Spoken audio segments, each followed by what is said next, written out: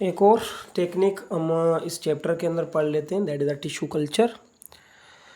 Tissue culture क्या होता है, इस टेक्निक के बारे में आपके बुक के अंदर बताया गया है, तो इसी वजह से इसको समझना बहुत ज़्यादा ज़रूरी है। सबसे पहले मैं इसको डिफ़ाइन करना आपको समझाता हूँ कि ये टिश्यू कल्चर होता क्या है और इसमें क्या करते हैं क्या नहीं करते, वो सारे प्रोसीजर्स मैं आपको यहाँ पे समझाता हूँ। सो टिश्यू कल्चर को डिफ़ाइन किया जाता है, इट इज़ टेक्निक या इट इज़ अ टेक्निक, समझिएगा concept, is a technique of cloning. देखिए यहाँ पे न्यू टर्मिनोलॉजी आ रही है बायोलॉजी की, तो ये टर्मिनोलॉजी को आपने समझना है। It is technique of cloning where cells और टिश्यूज़ और an organ where cells or tissues or an organ grow on artificial medium concept समझिएगा, artificial medium in a test tube और पेट्री डिश, समझिएगा इसको, इन अ टेस्ट ट्यूब और petri dish. So देखें, बहुत ज़्यादा इजी है इनको समझना। सो यहाँ पे कुछ न्यू टर्म्स हैं। टिश्यूज़ क्या होते हैं, सबसे पहले आपको ये पता होना चाहिए टिश्यूज़ क्या होते हैं। देखें, जब सिमिलर सेल्स आपस में मिलते हैं, ये एक सेल है, ठीक है, ये है हमारे पास एक सेल, ठीक है, और जब सिमिलर सेल्स मिलेंगे, जब बहुत सारे सिमिलर सेल्स मिलेंगे, देखें गौर से देखेंगे तो बहुत सारे आपको सिमिलर सेल मिलेंगे, ऐसे ना।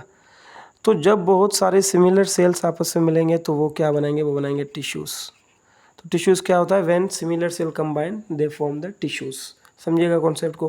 कल्चर का मतलब होता है प्रोसेस, एक किस्म का मीडियम, उसके अंदर आप टिश्यू को लेकर एक नया क्लोन बना रहे हैं। यहाँ पे एक और वर्ड आ गया, cloning. So it is the technique of cloning. Cloning word का मतलब होता है कॉपी बनाना। तो क्लोनिंग वर्ड का मतलब क्या होता है, कॉपी बनाना। So it is the technique of cloning where cells और टिश्यू समझ में आ गया, और an organ grown artificial medium. Artificial medium का मतलब होता है ऐसा मीडियम, अच्छा आर्टिफिशियल मीडियम ना, टेस्ट ट्यूब का आपको पता होना चाहिए, लेबोरेटरी में आपने देखा होगा। ऐसे जो हम केमिस्ट्री के अंदर या बायोलॉजी के अंदर कोई एक्सपेरिमेंट करते हैं तो ऐसे आपको एक स्ट्रक्चर मिलेगा, इसे टेस्ट ट्यूब कहा जाता है। और पेट्री डिश, एक ऐसे डिश मिलेगी आपको, इस डिश को कहा जाता है जो है ना वो ग्लास की एक डिश होती है, इसे कहा जाता है पेट्री डिश। सो एक होता है पेट्री डिश और एक होता है टेस्ट ट्यूब। इसमें आर्टिफिशियल मीडियम की बात की गई। आर्टिफिशियल मीडियम क्या होता है अभी समझाता हूँ मैं। देखें, मुझे ये बताएं कि प्लांट को क्या चीज़ रिक्वायर्ड होती है, प्लांट्स की रिक्वायरमेंट बताएं मुझे। आप अपना थोड़ा सा कॉन्सेप्ट सोचें कि भाई प्लांट्स को क्या क्या चीज़ें रिक्वायर होती हैं। तो प्लांट्स की रिक्वायरमेंट्स में आप कहेंगे कि सर प्लांट्स को कार्बन डाइऑक्साइड चाहिए लाजमी, चलें ठीक है, कार्बन डाइऑक्साइड। आप कहेंगे सर प्लांट को कार्बन डाइऑक्साइड के साथ लाइट चाहिए, अच्छा ठीक है लाइट। और प्लांट को आप कहेंगे सर वाटर चाहिए, ठीक है भाई वाटर। और आप कहेंगे सर मिनरल्स चाहिए प्लांट्स को ग्रो करने के लिए, ठीक है मिनरल्स। और आप कहेंगे कि सर प्लांट्स को मिनरल्स के साथ साथ जो होते हैं हार्मोन्स का बैलेंस भी चाहिए। हार्मोन्स क्या होते हैं, पर्टिकुलर केमिकल्स होते हैं जो ग्रोथ और डेवलपमेंट में हेल्प करते हैं। तो ये चीज़ें प्लांट की रिक्वायरमेंट्स है, और ये आपको ज़्यादातर कहाँ पे मिलेंगी, इन प्लांट्स को कहाँ से मिलती है ये सारी चीज़ें। अगर आप किसी भी प्लांट को देखते हैं, सपोज मैं यहाँ पे एक प्लांट बनाने जा रहा हूँ, समझिएगा कॉन्सेप्ट को। अगर मैं आपको यहाँ पे एक प्लांट बना के दिखा रहा हूँ, ठीक है। सो ये हमारे पास एक प्लांट है, सपोज ये एक प्लांट है, और आपको पता होना चाहिए कि जो प्लांट है वो सारी चीज़ें कहाँ से हासिल करता है। ये वाली जो चीज़ें होती हैं उनको ये प्लांट कहाँ से हासिल करता है। तो सपोज ऐसा प्लांट, और प्लांट के अंदर आपको ऐसे लीव्स मिलेंगे, ऐसे ना। ऑलरेडी आपको कॉन्सेप्ट पता है इनका, मैंने आपको पढ़ाया हुआ है। तो ये प्लांट हो गया, ठीक है। और इन प्लांट्स को अगर आप देखेंगे तो प्लांट्स को ये जितनी भी चीज़ें मैं आपको बता रहा हूँ, अच्छा वाटर कहाँ से मिलेगा प्लांट को, आप कहेंगे सर वाटर सॉइल से मिलेगा। कार्बन डाइऑक्साइड कहाँ से मिलेगा, आप कहेंगे सर कार्बन एयर से मिलेगी। और आपको पता है सूरज की रोशनी इनको लग रही होती है, ठीक है, ये प्लांट की रिक्वायरमेंट है।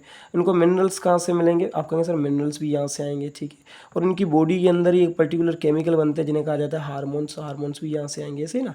तो ये नेचुरली इन्हें चीज़ें मिलती हैं, ये नेचुरल इनकी रिक्वायरमेंट है। लेकिन अगर वही रिक्वायरमेंट हम आर्टिफिशियली लगा दें, यहाँ पे सपोज़ आपने पानी भर दिया इस पेट्री डिश के अंदर और इस टेस्ट ट्यूब के अंदर, आपने मिनरल्स का बैलेंस बना दिया, किसके अंदर, पेट्री डिश के अंदर, टेस्ट ट्यूब के अंदर। आपने कार्बन डाइऑक्साइड भी यहाँ पे प्रोवाइड कर दी, लाइट वैसे भी लग रही है, और आपने ऊपर से हार्मोन्स का बैलेंस यहाँ पे दे दिया। तो अभी यहाँ पे जो सेल आप रखेंगे वो कौन से मीडियम में होंगे, वो आर्टिफिशियल मीडियम में। देखिए नेचुरली इन्हें प्लांट्स को ये चीज़ें चाहिए, लेकिन अगर आप आर्टिफिशियल मीडियम में आर्टिफिशियल इन चीज़ों को रख रहे हैं तो इसे आर्टिफिशियल मीडियम कहा जाता है। फिर आप क्या करेंगे ना, आर्टिफिशियल मीडियम में जैसे ही सेल या टिश्यूज़ रखेंगे ना, तो वो सेल्स और टिश्यूज़ ग्रो करना स्टार्ट कर देंगे, और इसी प्रोसेस को कहा जाता है सेल की टिश्यू कल्चर। इसी प्रोसेस को साइटोलॉजी में, सेल की बायोलॉजी में कहा जाता है टिश्यू कल्चर। समझ में आ रहा है भाई? ये कुछ टर्मिनोलॉजी थी तो मैंने सोचा आपको समझाना। क्लोनिंग का मतलब होता है कॉपी करना, और टिश्यू सिमिलर सेल्स की कॉम्बिनेशन को टिश्यूज़ कहा जाता है। टेस्ट ट्यूब ऐसे स्ट्रक्चर को कहा जाता है, ये पेट्री डिश होता है। और आर्टिफिशियल मीडियम, देखिए नेचुरली जो चीज़ें मिल रही हैं अगर वो आर्टिफिशियल लेबोरेटरी के अंदर आप रख रहे हैं किसी भी स्ट्रक्चर में, तो उसे आर्टिफिशियल मीडियम कहा जाता है। अभी समझिएगा, सपोज ये प्लांट को देखें, ऐसा प्लांट आपने देखा, आपने सोचा कि भाई ऐसा मैं एक और प्लांट बनाऊँ। आप ये सोच रहे हैं कि भाई चलो ऐसा करते हैं, ऐसा ही एक और प्लांट बनाते हैं। सही है, ये प्लांट के सेल हैं, ठीक है। आप ऐसा ही प्लांट बनाना चाह रहे हैं, तो आपने क्या किया, इस प्लांट के कुछ सेल लिए। क्या लिया आपने, इस प्लांट के कुछ सेल आपने लिए इसे बाहर। लेकिन इन सेल को कहाँ पे लिया आपने, इन सेल को लिया आपने एक पेट्री डिश के अंदर। ये होगी पेट्री डिश। समझिएगा कॉन्सेप्ट को, मैं आपको समझा रहा हूँ टिश्यू कल्चर की टेक्निक। आपने क्या किया, आपने एक पेट्री डिश ली, और इस पेट्री डिश के अंदर आपने कुछ सेल को कलेक्ट कर लिया इसे, ठीक है। ये टिश्यूज़ है सपोज़, तो सेल को आपने कलेक्ट कर लिया। कलेक्ट करने के बाद ये आर्टिफिशियल मीडियम है, और आपको पता है आर्टिफिशियल मीडियम के अंदर ये जितनी चीज़ें मैंने यहाँ पे बताई, ये सारी चीज़ें यहाँ पे आप इसको प्रोवाइड करेंगे, ये आर्टिफिशियल मीडियम में लगाएंगे, ठीक है। जैसे आप आर्टिफिशियल मीडियम में ये सारी चीज़ें लगाएंगे तो ये सारी चीज़ें आएंगी, तो ऑटोमेटिकली इस प्लांट्स में से जो है ना वो रूट्स और ये से लीव्स बनना स्टार्ट हो जाएंगे, ठीक है। देखें अभी आप गौर से देखें, आर्टिफिशियली एक नया प्लांट बना रहे हैं, ये तो नेचुरली है। आप आर्टिफिशियली एक नया प्लांट बना रहे हैं। Now that technique is termed the tissue culture. कितना इजी है देखें टिश्यू कल्चर को समझना। तो टिश्यू कल्चर का मतलब होता है आप प्लांट में से कुछ पर्टिकुलर सेल्स को आपने निकाला, उनको आपने ये जितनी भी रिक्वायरमेंट्स की चीज़ें वो प्रोवाइड की, हार्मोनल बैलेंस प्रोवाइड किया, तो उनमें से रूट्स और शूट्स निकलना स्टार्ट हो गए। Now this technique is termed, ये रूट्स हो गए, ये शूट्स हो गए, और this technique is termed as the tissue culture. Concept clear है? सो ऐसे ही हम टिश्यू कल्चर का टेक्निक करते हैं। सपोज मैं दो बार आपको यहाँ पे बता रहा हूँ, देखिए इसका इसका प्रोसीजर क्या होगा। देखिए आपने एक सेल लिया, ठीक है, एक सेल लिया, सपोज प्लांट का एक सेल लिया, ये आपने पेट्री डिश ली, इसके अंदर आपने लिया वन सेल। और आपको होता है प्लांट के अंदर एक एबिलिटी होती है कि प्लांट का एक जो सेल होता है ना वो होता है टोटीपोटेंट। ये एक नया टर्म है, टोटीपोटेंट, याद रखिएगा। प्लांट का एक सेल होता है टोटीपोटेंट। टोटीपोटेंट वर्ड का मतलब होता है जिसमें टोटल पोटेंशियल हो। इसके अंदर एबिलिटी होती है कि ये एक सेल में से दूसरा सेल, तीसरा सेल, ऐसे एक पूरा प्लांट बन सकता है इस एक सेल में से। इसी वजह से प्लांट के सेल को टोटीपोटेंट कहा जाता है। एनिमल का सेल टोटीपोटेंट नहीं होता, इसीलिए एनिमल के एक सेल में से दूसरा एनिमल आप नहीं बना सकते। तो हम कॉपी बनाते हैं ना, टिश्यू कल्चर क्या है, क्लोनिंग करते हैं, कॉपी बनाते हैं। तो आप क्या करेंगे, इसके ऊपर सबसे पहले वाटर देंगे। आपने वाटर अप्लाई किया, फिर आपने कार्बन डाइऑक्साइड देना है, फिर लाइट वैसे भी लग रही होती है, आपने मिनरल्स दिए। जैसे ये सारी चीज़ें प्रोवाइड की, तो ये सारी चीज़ें प्रोवाइड करने के बाद ये जो पेट्री डिश है, इस पेट्री डिश के अंदर सेल ने डिवाइड करना शुरू कर दिया। एक सेल में से कितने हो गए, 2 3 4 5। देखिए ये सेल ने डिवाइड करना शुरू कर दिया। ये जो स्ट्रक्चर बना है, this structure is termed as callus. इस स्ट्रक्चर को क्या नाम देंगे आप, इसका नाम होता है केलस। तो याद रखिएगा, सेल डिवाइड होना शुरू हो गया और क्या बन गया, केलस। केलस क्या होता है, ग्रुप ऑफ अनडिफरेंशिएटेड सेल्स। इसे आप कहेंगे ग्रुप ऑफ अनडिफरेंशिएटेड सेल्स। ये जो अनडिफरेंशिएटेड सेल्स होते हैं ना, इनके ग्रुप को केलस कहा जाता है। अगर आप केलस को 15 टुकड़ों में काटेंगे तो 15 नए प्लांट बनेंगे, 20 टुकड़ों में काटेंगे तो 20 नए प्लांट बनेंगे। तो मतलब कि ये पूरा का पूरी कहानी किसकी है, केलस की है। तो ये जो केलस होता है, जब आप इनको देंगे हार्मोन्स का बैलेंस, देखें यहाँ तक केलस तो बन गया, एक सेल में से इतने सारे सेल बन गए, लेकिन जैसे आप हार्मोन्स का बैलेंस देंगे तो इनमें से निकलेंगी रूट्स, ठीक है, ऐसे नीचे की तरफ रूट्स निकलेंगी और ऊपर की तरफ निकलेंगे ऐसे शूट्स। ठीक हो गया, तो ये रूट्स और शूट्स निकलना शुरू हो गई। अब ये जो स्ट्रक्चर बना इसे आप नाम देंगे प्लांटिलेट का। क्या नाम देंगे, प्लांटिलेट, सॉरी इट इज़ प्लांटिलेट, ऐसे नाम आप याद रखिएगा, इसे नाम दिया जाता है प्लांटिलेट का। ये गलत हो गया थोड़ा सा, लेकिन समझिएगा आप, इन्हें प्लेंटिलेट्स कहा जाता है। क्या कहा जाता है भाई? प्लेंटिलेट्स। तो ये छोटा सा प्लांट बन गया, आप इस प्लांट को निकालें और निकालने के बाद आप सोइल में ट्रांसफ़र करें, कुछ ही ईयर्स के बाद ये ऐसा प्लांट बन जाएगा। आपने क्या किया, एक सेल में से एक नया प्लांट बना दिया। Now this technique is termed as the tissue culture.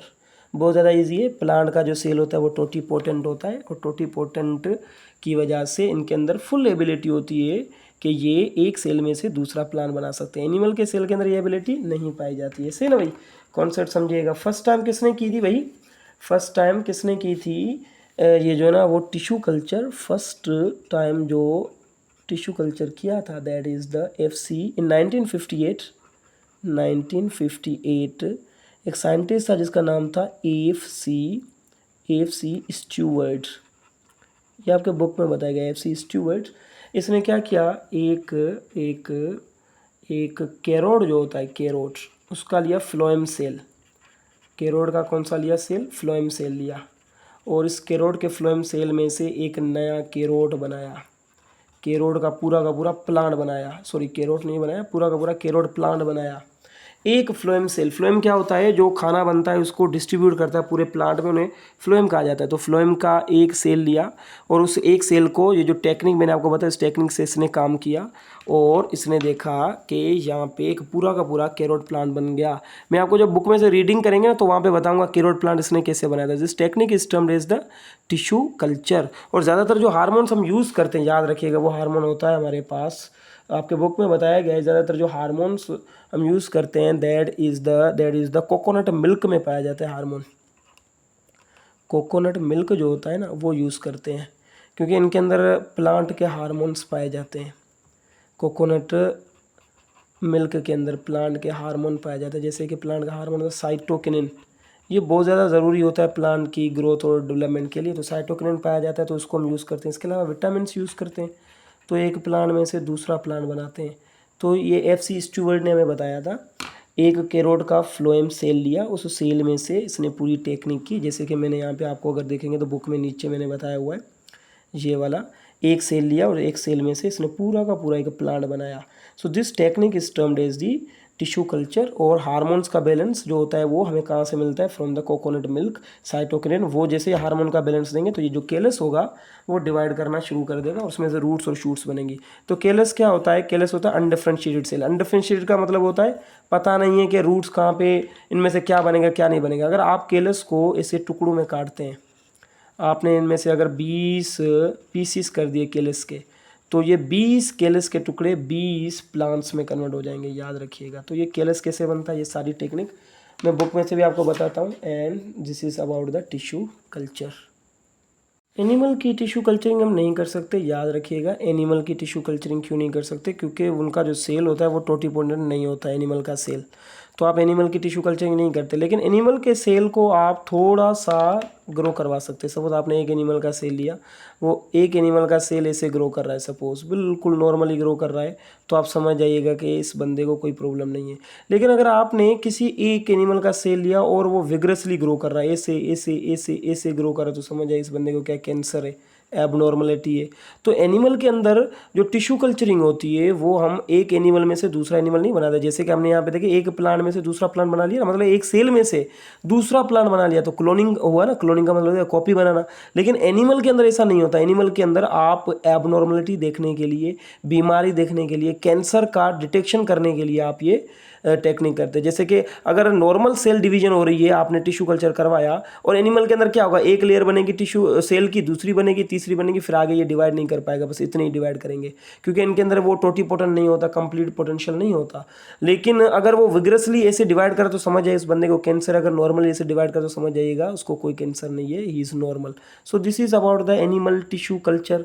इतना ज़्यादा एप्लीकेबल नहीं होती, और सिर्फ एबनॉर्मलिटीज़ को मालूम करने के लिए यूज़ करते हैं। बुक में से रीड करते हैं इनको भाई। Tissue culture it is technique of cloning. Cloning word का मतलब क्या होता है? कॉपी करना। वेयर सेल और टिश्यूज और एन ऑर्गन, देखिए सेल भी कॉपी कर सकते हैं आप, टिश्यूज भी कर सकते हैं, इवन पूरा ऑर्गेनिज्म ऑर्गन भी कर सकते हैं कॉपी आप।